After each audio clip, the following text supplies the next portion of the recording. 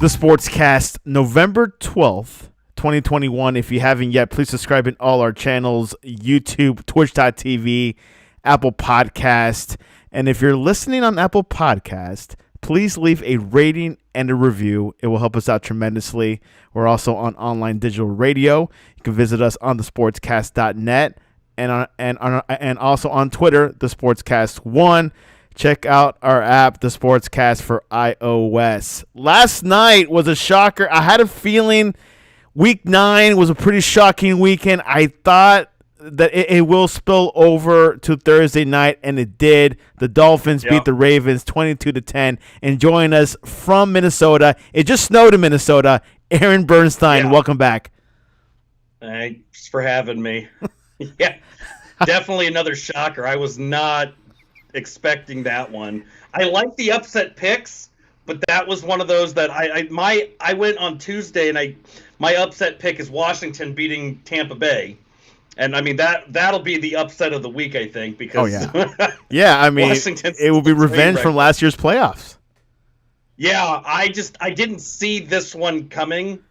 And bravo to the Dolphins for I'm still not a huge fan of Tua, but he got the job done. That's the important thing. Got the job done. Jacoby Brissett started.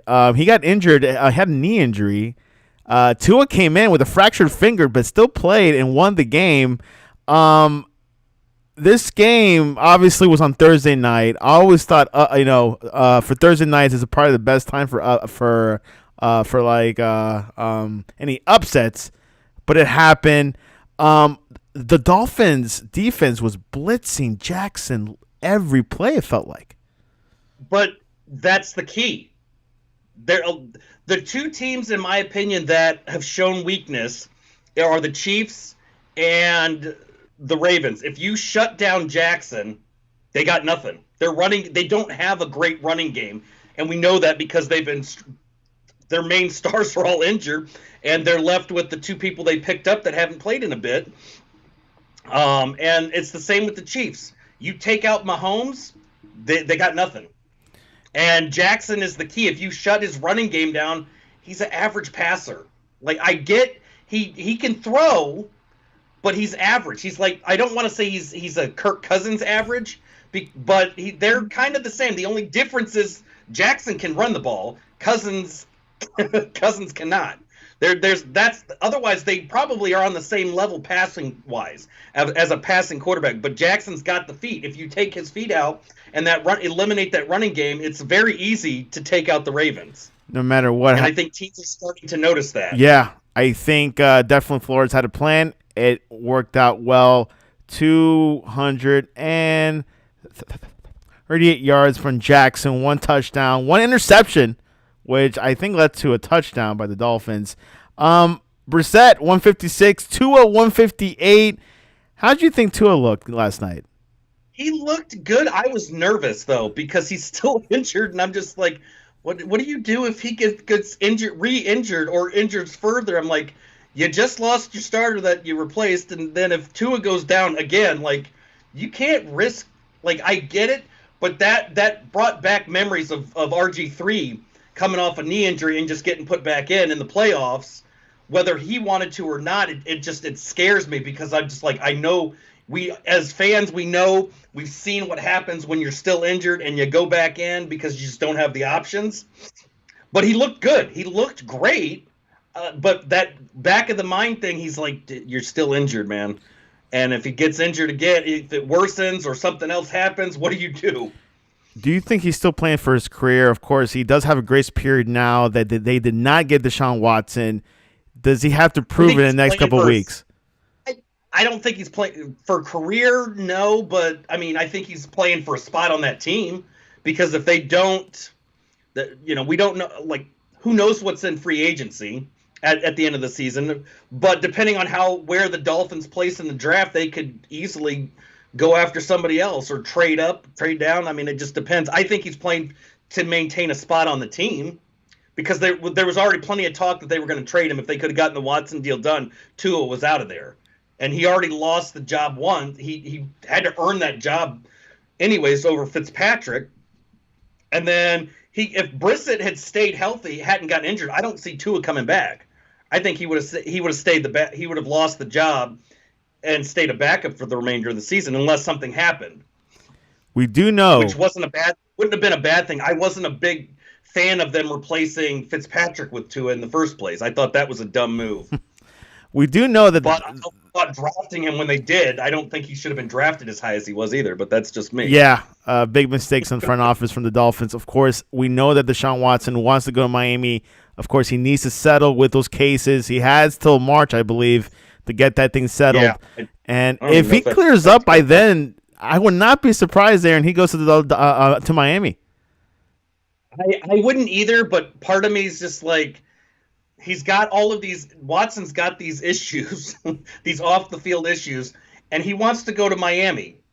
It's probably not the best place to go when you've got the type of issues he's facing to go to Party Central, in my opinion. True. That unless the team says, dude, you're not going to be allowed to leave the building if we sign you because you've already got baggage. That's a risk factor that I think the Dolphins need to think about by signing him. And and I know on paper, stat wise, he's a great quarterback, but that baggage and putting him in Miami, that's a big risk factor. It worked out with like Antonio Brown but he's got Brady keeping him in line. I think that was the difference maker. The roommates. I don't know who Watson would have to kind of keep him in line in Miami. Yeah, definitely in consideration of that. Of course, if it's not Miami, definitely not Vegas, because Vegas you could get in trouble as well. Yeah, that's another one. Yeah, another troublesome player yesterday. Breaking news. I didn't think it was going to happen until next week, but Odell Beckham Jr. is headed to Los Angeles Rams. It was rumored there. I've been hearing like the Packers and also Tampa, but he's going to the Rams, Aaron. It's a plus. Rams don't really need more receivers, but hey, why not an extra one? Well, I mean, you look at the Bucs last year. They didn't technically need Antonio Brown either, or Gronk if you think about the team that they had, but it benefited them. I think it benefits all parties involved with Odell going to the Rams as long as he stays focused. If he stays healthy and he stays focused, that's a win for the Rams. I mean, Stafford picks up a receiver that's almost on par with Megatron. I mean, that's a deep threat that can burn people if he's left there. But with all the other weapons, now what is the defense supposed to do? Do you double coverage on Odell and leave Cooper Kupp open, or do you it's like trying to figure out what do you do with the Bucs? It's the same thing. Like when they had all those weapons healthy, they were a dangerous team.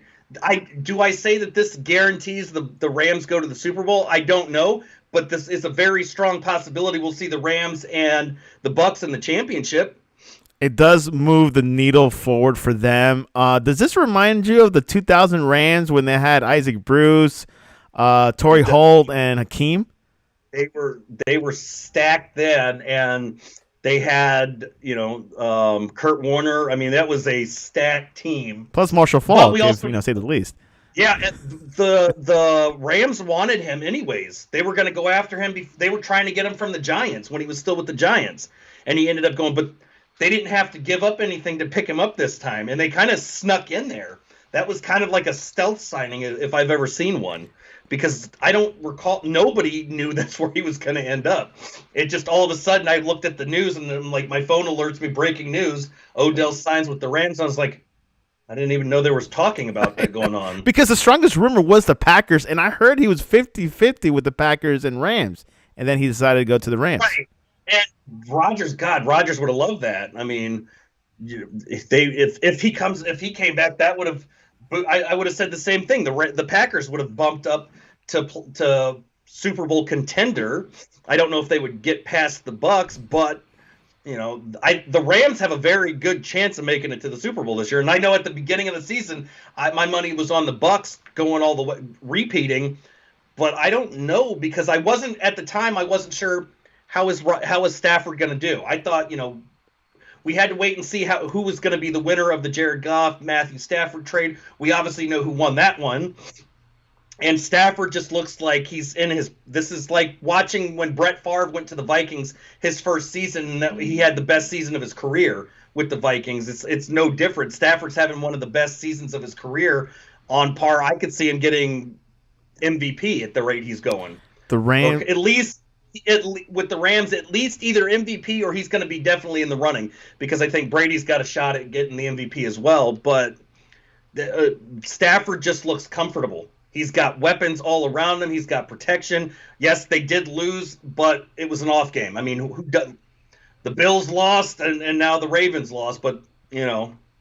The Rams are in it to win it. They want to win now. They traded a lot of trade picks. And it's reminiscent of the Broncos when Elway brought in Peyton Manning.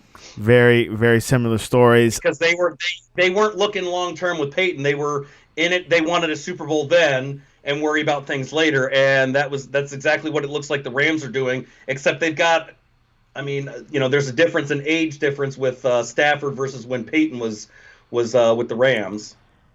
Yeah, we'll see what happens with the Rams. Pretty excited. And another big news yesterday happened a little bit earlier, and Aaron predicted it. Cam Newton is going back to Carolina Panthers. Of course, they got a quarterback issue.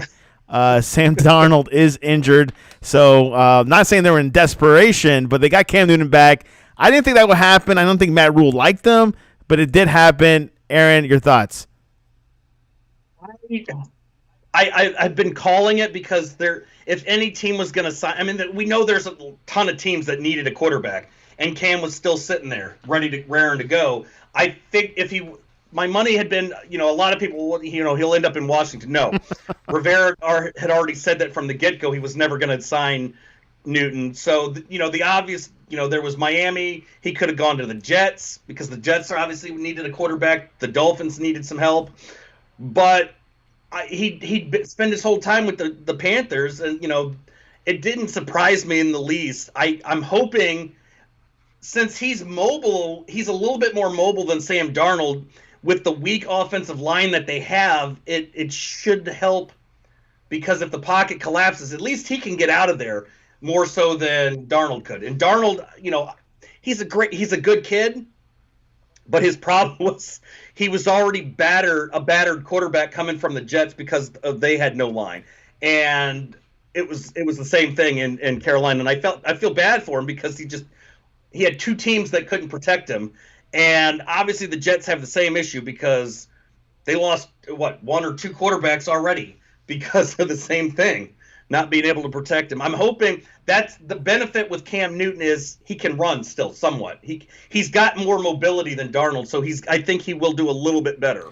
Do you think with this move, this could revive his career? If he puts the effort in, I think it could. It could potentially. He has to realize you were on the Patriots. You lost your job to Mac Jones. You sat, you know, basically as a free agent for almost 10 weeks. I mean, this was a team calls you like, hey, we need you on the team because we got nobody else. So I think if he plays his cards right and he focuses, I don't know if he could get back to the MVP level that he was, but it definitely could keep him a starting job and rejuvenate the career. We've seen it with plenty of quarterbacks that do that. I mean, Michael Vick, prime example, had issue.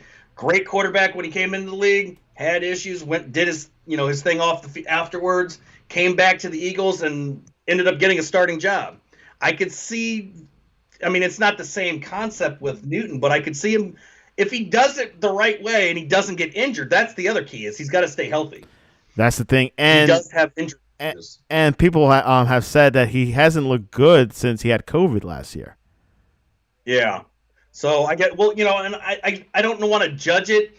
I won't know until we see him play. And obviously, they've got the cart facing the Cardinals. So, I mean, you want a good test to see how you're doing. I mean, come back with a bang. Throw him to the Wolves. That's about the best team you could possibly go up against right now. Because in my mind, NFC, the top three teams is the Rams, Cardinals, and the Bucks. And Rodgers comes back. I don't put the Packers in that list until Rodgers is back. Correct, which he will be coming back, and hopefully he comes back good after COVID. did you have any other predictions you made this year? Because so far Cam was right. Any others? God, I don't know if I might have. I'm not sure. I don't know. I think just scores.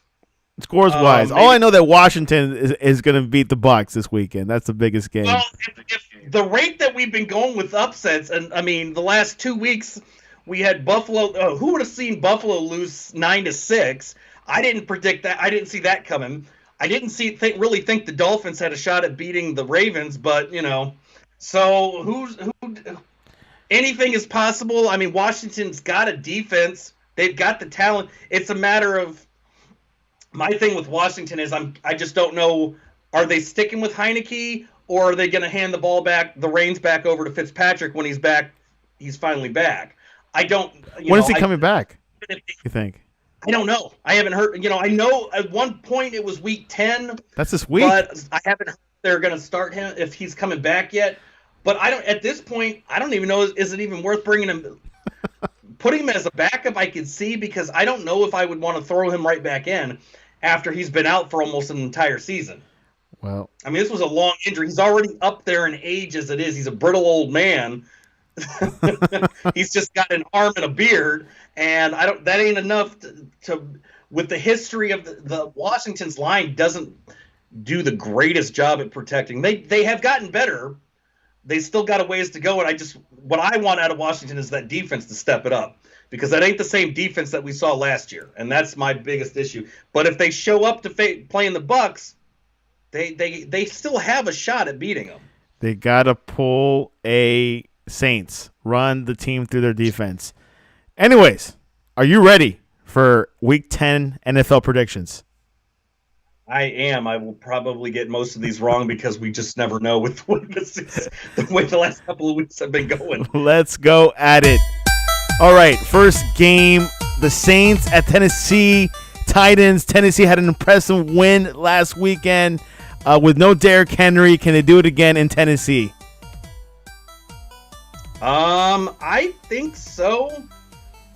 Saints have been struggling lately, so I think in Tennessee's, I mean, they've got the weapons, I know a lot of people are like, just because they signed AP, that doesn't mean anything. I wouldn't count him out. I don't count Peterson out. He wants those rushing records, those titles that, he already tied, he's one away from tying Jim Brown, so I would not count him out, because I saw what he did in Washington when he broke over 1,000 yards rushing, and then Washington released him because that was, a smart thing to do. That's a Washington trait. I'm going the Titans on this one. Titans win in Nashville. Buffalo Bills, who lost last week against a poor Jacksonville Jaguars, going up against a so-called poor New York Jets. Mike White is back this weekend. Something smells an upset here. What's going to happen there, Aaron? I want to say Buffalo, but man, I don't know. The Jets they're showing signs of life. And I know it's like basically they don't have a chance of winning the division or anything at this point, but they're starting to show signs. And I want to say that I'm going to go the Jets because I like the upsets now. There's been a lot of them going on, and the Jets have promise, and Josh Allen's starting to show some weaknesses, some exploits that are being taken advantage of. Plus, the Jets beat big teams there, the Titans, the Bengals. So, yeah, they're not like, I think they're like what the Browns used to, before the Browns started getting good. You underestimated them, and I think that's where the Jets are. They're being underestimated, and then they come out and they win. And they beat Tennessee. They're a scrappy team right now that's finding ways to win. Here's another interesting game. Detroit Lions visit the Pittsburgh Steelers. Roethlisberger is doing well. Who you got? Steelers. I'm sorry. I had somebody else when we were on Tuesday on the Sports Talk 101 asked, do you see the Lions going 0-17? I said, well, they already went 0-16. At the rate they're going, maybe they'll get a win. I don't know. At the rate that they're playing, it does not look good for them. But I don't see them beating the Steelers. And this is in Pittsburgh. That's another thing. That's another one. Tough place to play. Jacksonville Jaguars, a win in their back, going up against a Colts team. Doing okay. What's going to happen there? Division showdown. I'm going the Jaguars on this one. I'm just not I'm not a fan. The Colts have the offense, but I'm not 100%. I'm still not 100% sold on Wentz. And I've never been a fan of Wentz, not because he's got talent, but he just doesn't. It's hit or miss with him. They do. And Jacksonville, I think they can figure if they can put the pressure on him, then it's a wrap. And they do. Wentz gets flustered just as easily as like someone like Cousins does, and we saw it in Philly. We've seen it happen here. Yeah, he's come back from his injury, but that don't mean anything. Who knows how 100% he is, and even if he is 100%, I don't call that his skill level is not quite where it should have been. And they do have the best running back, Jonathan Taylor. Yeah, so it could. I know a lot of people will be like, I'm nuts saying Jacksonville over them, but they beat the Bills and they shut the Bills down is what they did. So I'm going Jacksonville on this one for an upset. Jacksonville for the upset. Good for Urban Meyer.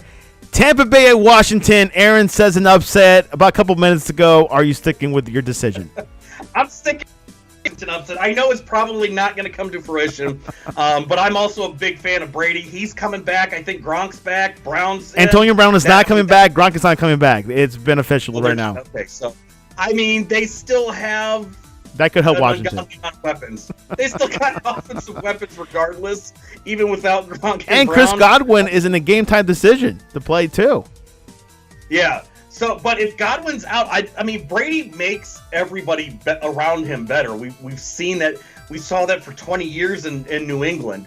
Every team that he had in New England, half the receivers, I didn't know who the hell they were every year because it was always somebody different. Except for Randy Moss, that's about the only big name I knew in Gronk when he got him. But Brady makes people better around him.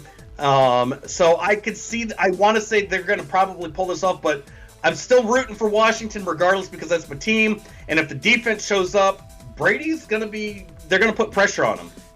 And also see Washington bring the blitz left and right to put that pressure on them. And if they do that, they have a chance of if the offense can do something. Scotty Miller's back too, by the way. Yeah. So we'll see what happens. All right, the Browns, an impressive win last week against the Bengals, is going up against the Patriots. And New England's on fire. I think they're like 3-game winning streak. What's going to happen at Gillette Stadium? I think the Patriots win it. I like what the Browns are doing, and I don't want to say, well, they don't have Odell, but obviously that didn't make a difference because they made a statement. They released Odell and made a statement by putting 41 points up in a win right after they got rid of him. So, but I'm a Mac Jones fan, so I think he's going to come out strong. This is in New England. It's probably going to be cold and snowy, more than likely. So that always favors regardless of who the quarterback is. I know typically we would say it favors Brady, but we'll see how Mac does because I think he just gets better every game, and that's what keeps impressing me with this kid is he just gets better every time we watch him play. He finds there's new things you watch and see him do better. So I'm picking the Patriots on this one. And what I've seen, I could confidently say Patriots now a little bit easier every week now that like what I've been seeing lately. So. Is it the Patriots to fold? No, but it's getting closer. Atlanta, the Falcons, going to Dallas, who lost against the Broncos. Is this going to be a redemption period for Dallas? No chance. I'm going Falcons on this one. Oh, wow. The Falcon, I never count out Matt Ryan. He finds ways of getting things done. And, sorry, the Cowboys are just all you have to really do is you shut down Zeke. They got nothing else. If they don't have their running game, you have to fully rely on the whole game gets put on Prescott's back. Hey, but you got Tony Pollard. Yeah, if you man-to-man coverage enough and you control the receivers, they got nothing going on. I mean, we saw that. Look, I mean, I didn't see when I tuned into the Cowboys game last week. It was 30-0 in the fourth quarter. They basically got their 16 points in garbage time at that point it didn't even matter that they scored it, but there was no running game. Prescott looked terrible, so I'm going for the other team on this one because I don't see the Cowboys unless maybe they'll prove me wrong, but I'm picking the Falcons on this because I think Matt Ryan's gonna shock the Cowboys and we're gonna start to see the fall of Dallas after a strong start. Speaking about Dallas and the Broncos, the Washington football team should do what the Broncos did last week to Tampa. Yep. Be tough on the defense. All right. Carolina Panthers at Arizona. AJ Green is back, and probably Kyler Murray's coming back. And then, of course, we got Cam Newton. He's going to be playing maybe. What's going to happen in Phoenix? I'm saying I'm going Cardinals on this one, even though Cam's back. I don't see them getting the upset victory. At least with this one. Cardinals have too many weapons. Cam still is fresh. He's got to get used to the playbook and get the feel. He hasn't played in a while. He may be in shape and have been working out constantly, but let's be real. I mean, it's one thing to work out and stay in shape off the field. It's a whole nother thing when you're at the facilities and you're on the field and you've got an entire defensive line trying to break you in half. And I think the Cardinals win this one, and this just gets Cam back into the swing of things if he's able to start on Sunday. I don't see him pulling this one out as for a victory for the Panthers, at least this week. The Vikings, who actually who lost last week against the Ravens, visiting the Chargers, who beat the Eagles last week. This might be a good leveled game, I think. I think it's going to be a level game, but my money's on the Chargers. And I'm in Minnesota, but they're not running the ball. They're committing way too many penalties, stupid penalties. When you're getting penalized and you're not even on the field and you're causing penalties, there's an issue. So they're not using Dalvin Cook. They are. But when you're having him run the ball twice. Okay, now we're going to focus on the pass for the next 2 quarters. Oh, now try to run. You've got one of the top 2 running backs in the league, and Zimmer claims to be this run first coach, and you're not even doing that. He's not going to perform. And then, the problem is that when they do run the ball, they're having Cook run up the middle. He doesn't do that.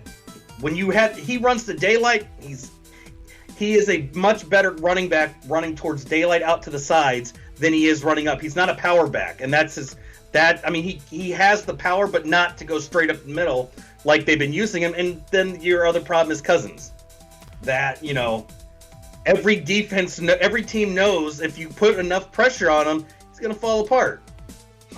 He broke it down. He broke it down with the breakdown. Love it. But the Chargers will win. Justin Herbert will have a good game, I bet. Let's go to another big game. Seattle Seahawks versus the Green Bay Packers at Green Bay. Both quarterbacks are back. Wilson is back. Aaron Rodgers is back from COVID. This is a classic NFC game. Aaron, what's going to happen in Lambeau? I see the Packers winning this one. Rodgers is going to have an even bigger chip on his shoulder than he already does, because he's just going to be like, see, I had COVID. I don't care that I had COVID. I don't need a vaccine. I got a slap on the wrist for this chump change fine that you gave me. And he's going to come back and demolish. I get that Wilson's back, but I don't think that's enough to out-duel Aaron Rodgers. And I can't stand Rodgers because he's a whiny little baby when he doesn't get his way. You gave him a slap on the wrist for a fine. That's pocket change for him. You find the team. That was a stupid move by Roger Goodell, but then again, that doesn't surprise me coming from Roger Goodell because he's an idiot.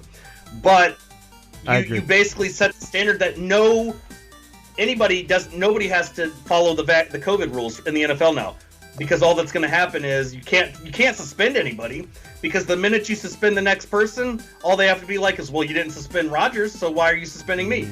It's going to get overturned. All they have to do now is overturn. The NFL, the Players Association, is just going to overrule it.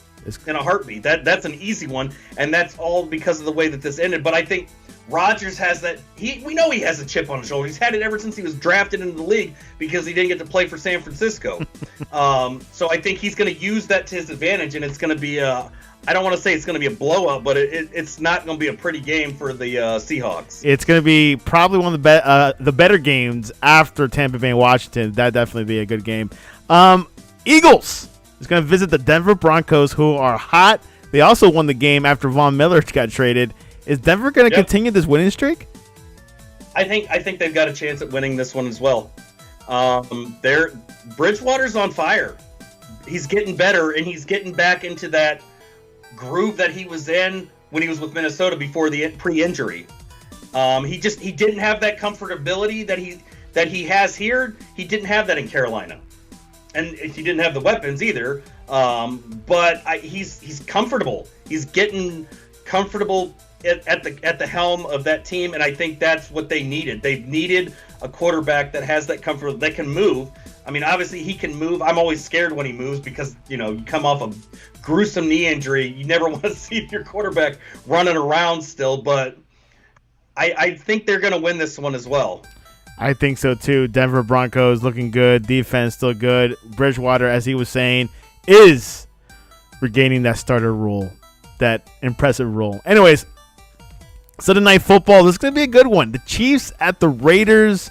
The Raiders are looking good. Of course, Derek Carr is having a fantastic season. Not saying MVP season, but definitely looking good. Kansas City, we don't know what Kansas City is right now, but they're not the scary Kansas City from a few years ago. What's going to happen at Allegiant Stadium? My money's on the Raiders winning this one. Kansas City's not the same team. That dynasty that they had is gone, and it's not because they lack weapons. They have all the same stuff. They have running backs, they have receivers, they have a tight end, and they have Patrick Mahomes. The problem is the league is transitioning to that pre-pass happy league that we've been stuck in, and it's shifting backwards towards the they still have the rules and all that stupid nonsense, but we're seeing that trend where it's going back to a run first, pass use the running game first, open up the passing game. And the Chiefs aren't utilizing. They're not. Well, it's like they don't want to transition that way. You can't just focus on throwing the ball, and that's what they do. And we know that when you shut down the receivers, if you can keep an eye on those receivers, you take out the biggest weapon that the Chiefs have, and that's Mahomes' arm. If you shutting down the receivers and that tight end takes out the biggest weapon the Chiefs have, and it's not the running game. It's right off the bat. It's his passing ability and his arm and his ability to just make the ball get to that receiver. But when you take that out, they don't really have much, and their defense is struggling. The running game is struggling. And the Raiders are hot. Yes, I know they lost their head coach, but I don't know if that was the key to their success. But they're turning it around. They're using Drake more. So, that's what I've noticed since Gruden. Yeah, using him more, and Carr, he has his moments where he can make a bonehead mistake, but he's a good quarterback. I'm glad that they never got, even when they had Gruden there, that they never, even with the supposed issues between Gruden and Carr, they never got rid of him. True. Because that would have been a stupid. I mean, he would have been successful anywhere he went. Well, maybe not Detroit, but except Detroit. And maybe Miami.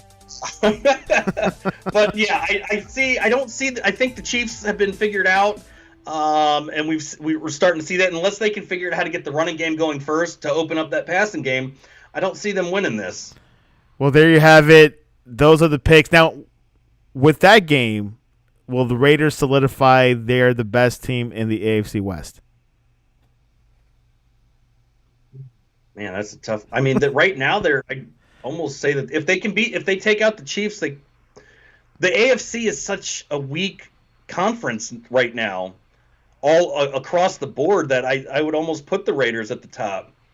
And it's weird because the AFC used to be the top dog for the ages. I mean, it was always AFC was the best team. Even if the NFC won the Super Bowl, it was the AFC players that were always the highlight. and we're seeing the resurgence of the NFC. It's like the Monday night game. It's a great game. I feel bad for 49ers fans because the Rams are gonna just. They're 7-2, but they've got another weapon that hopefully will be starting for them, and I don't know if that 49er defense is going to be able to do anything. Well, we'll see what happens. Week 9 was a lot of upsets. We'll see if Week 10 does. If Washington wins against Tampa, I think it will be an upset weekend. I have to call it like that because Miami did it. That's the biggest.